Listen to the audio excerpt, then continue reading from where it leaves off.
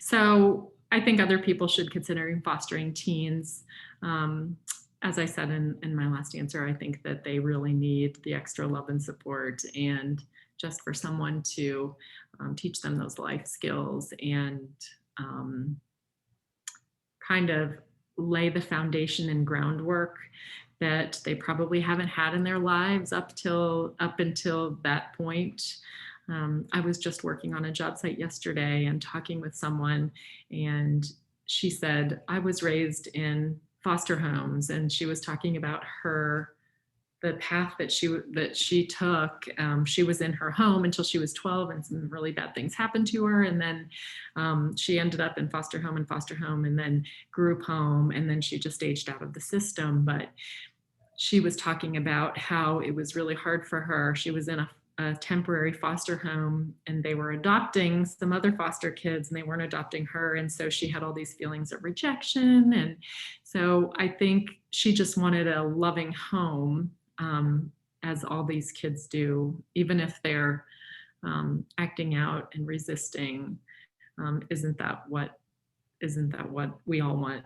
Loving, supportive people in our lives. And so um, I think fostering teens is really, really important.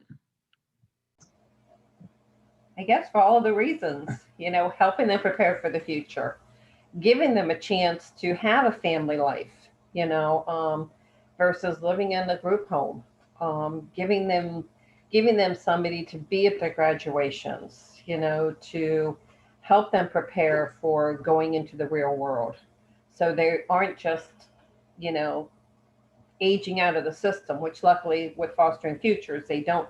There's programs they can take advantage of, but letting them know that there's programs they can take advantage of.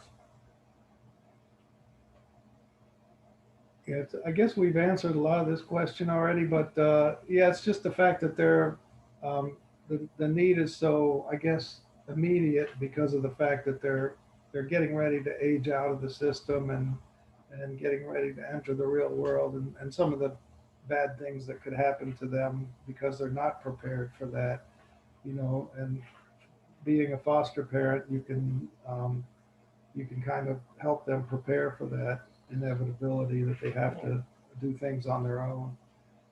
Yeah, because coming into the world war at 18 it's hard.